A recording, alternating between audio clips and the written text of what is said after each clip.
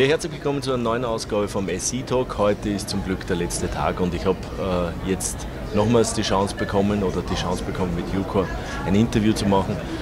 Ucore, Sie haben es gesehen, 2 sensationelle Meldungen haben Sie rausgebracht und ja, jetzt werden wir mal schauen, was die Meldungen so bringen. Jim, thank you for having time for Thanks, me. Joe. Great pleasure.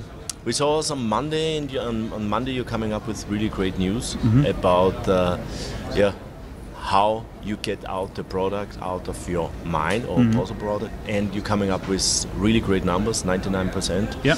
It's a total different technology what you use, but it's not a brand new technology, it's an old technology. Indeed. They get the Nobel Prize in 87 or something. Yeah. So the technology is old but never used for this in the rare space.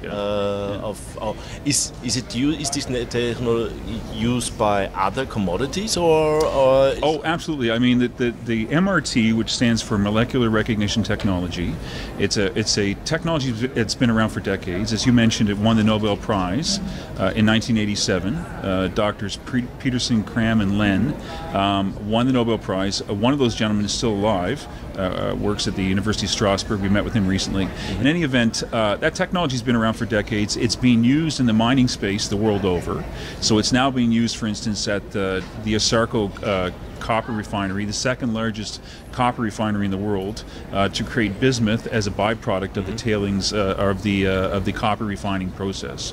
It's also being used the world over to separate out PGMs and various other high-value technology metals. So we've taken this technology and we're taking it from the mining space into another sector of the mining space.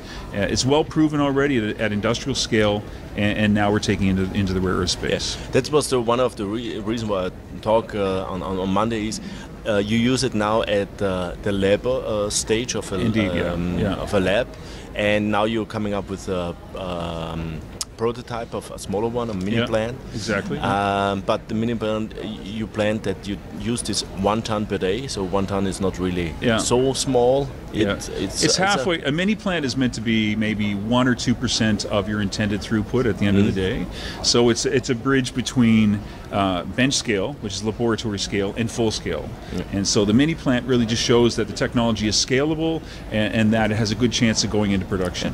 And what's also interesting for me was to use this mini plant also that you can test different materials from different sources, not only your source, but you have in your own resource. And then I'm coming up with the second news, but coming up on yesterday, I think so.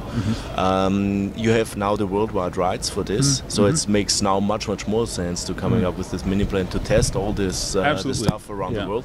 So, but coming back to this technology first. The really great thing is that you can use this technology in one process, that you can make not only one element, you can use this for 15 all or of the 20. rare earths. So, and it's running, you tell me it's run to columns, and all the beauty is that the contact time, what you need, that you get out the metals is really hours or a day, I would say. Oh, no, it's very quick. It's almost instantaneous. So the traditional technology for rare earths is known as solvent extraction. That can take days, if not weeks, to run its course and separate out the rare earths. Yeah, it's a kind of leach or something. It's a chemical process. It's a large-scale chemical process. Ours is chemical as well, but it's very kinetic and it's very quick, and the reactions happen almost instantaneously. So what would otherwise take hours and days, if not weeks, happens to us almost instantaneously. So you run the solution, with the pregnant solution, through a column, and it separates out the rare earths almost instantaneously, as I say.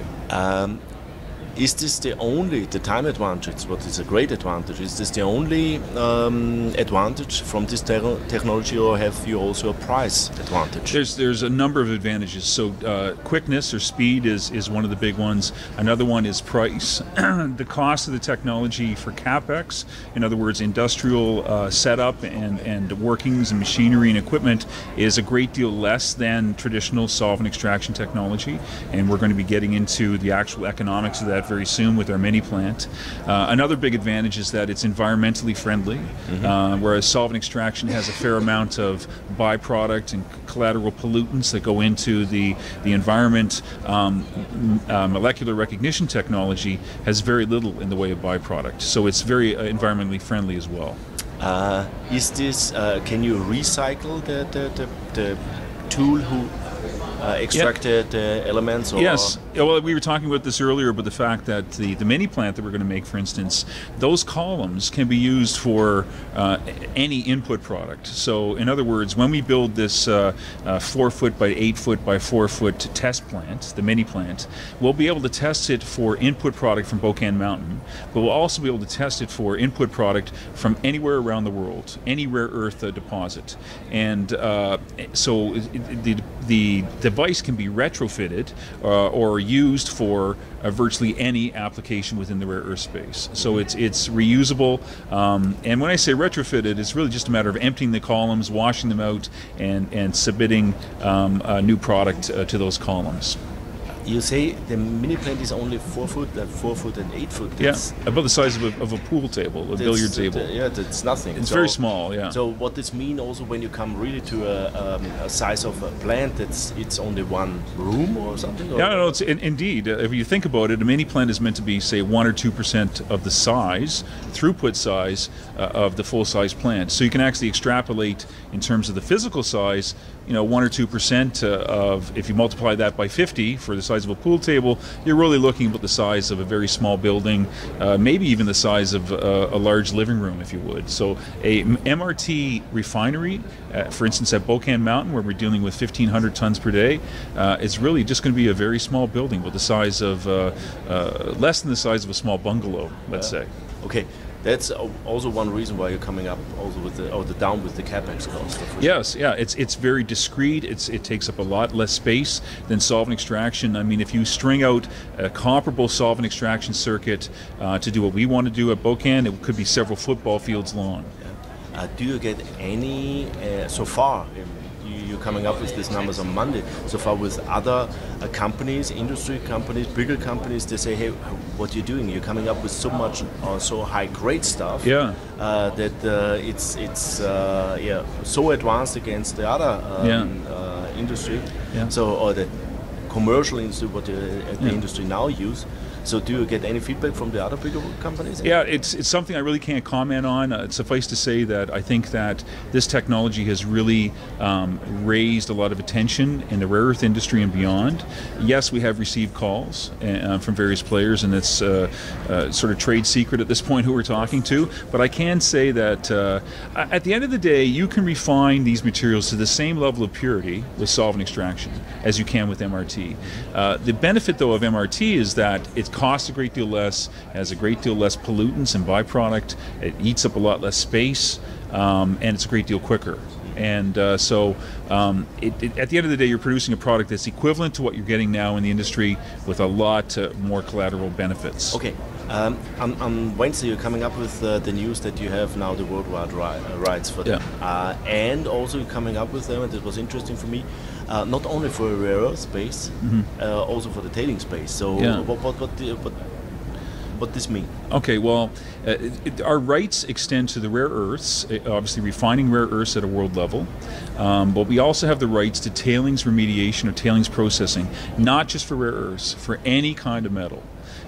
There's tens of thousands of tailing sites in North America alone, hundreds of thousands of tailing sites at a global level. And in those tailing sites, there's a lot of valuable material that is resident. The reason why the material has been left behind in many cases is because at the time of mining, those when you had a mine open, for instance, copper, back at mid-century or so, there was not the technology at that time to extract a byproduct such as bismuth, let's say. So you have tailings from a half century ago or 10 or 20 years ago that have valuable product. It could be bismuth, it could be uranium, it could be gold, it could be any one of a number of specialty metals or precious metals. This technology will go in and selectively extract from an existing tailings facility these materials, and it'll do it quickly, it'll do it efficiently, it'll do it at low cost, and it's a real answer answer to the tailings industry. So you change now the business more from a resource company to a high-tech company. Indeed, yeah. So that's coming up to a point what you're doing, I would say in this way. A technology company and a resource company. One company is normally not really the best what you can do for your shareholders. Right. So what is the plan on this side? Well, it's interesting because obviously these things are cyclical. The resource companies have had their heyday. Up until, say, 3 or 4 years ago, the resource space was a very robust place to be. It's still a great place to be if you have a great project, which we do in Bocan. But the fact that we're morphing now into a technology company, that's great news, because technology plays right now, as we all know, are receiving a great deal more deal flow and a great deal more capital. And so we think that being able to offer a cutting-edge technology to the world, as opposed to just being a resource extraction site, is going to make us a lot more appealing to the investment markets. Yeah. Jim, thank you for your update. It was really great. I think it was unbelievable what you're coming up, or you and your company coming up this week. Good luck. I was a little bit frustrated today that the share price is coming down a little bit. We're very pleased, Joe. Like, I got to say that we started out the week at 25 cents. These things always happen in fits and starts. So we went up to 35 cents or 34 cents on the announcement. Closed yesterday at 33, came back to 30. We're still 17, 18, 20 points up from where we were at the beginning of the week. So I'm very pleased with that. Huge volume. We're very liquid. So it's an appealing investment, I think, on many fronts. But I think with this technology, and if you're coming up with a prototype and it's worked well and it looks like that, there speaks nothing against it, should not work. So then I think, or I hope that we as a shareholder gain much higher. Well, I should say this, before closing, is that I think the sky's the limit with us now, because, as I said earlier, that this is a hub and spoke type model we have now. This technology gives us an entree into so many different sectors.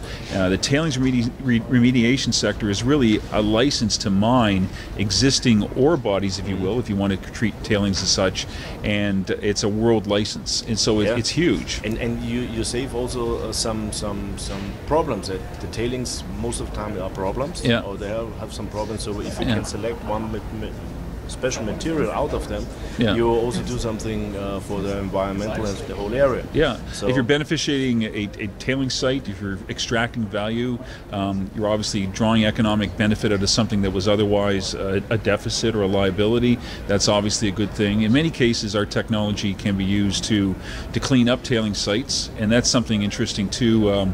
I can touch on this very briefly. MRT, or IBC, the company that develops MRT, is now working on the Fukushima site in Japan, which was the site of the nuclear meltdown. They've been contracted with the Japanese government to take wastewater from Fukushima harbor and remove a radioactive byproduct. So it just shows you the breadth of this technology, what it can do, and certainly it can be used for environmental gain and for profit as well. Yeah, especially tailings are fine grained normally. You don't must mill it first, so it should be a very interesting business. Yeah, you're really looking at stockpiles in a way that's where there's material laying around that nobody has the key, and that's a really good analogy, because MRT has been called lock and key technology. It's a way that you can actually go in and use a chemical key to unlock another chemical lock.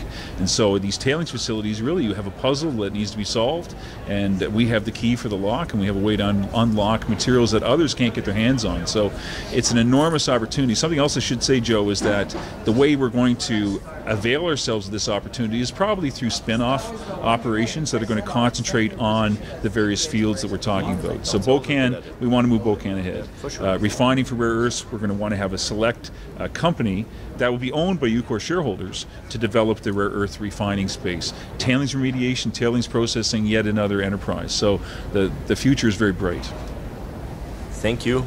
Thanks, Good Joe. luck. Okay. And I think it's really a great thing. Yeah, thanks, Joe. Ja,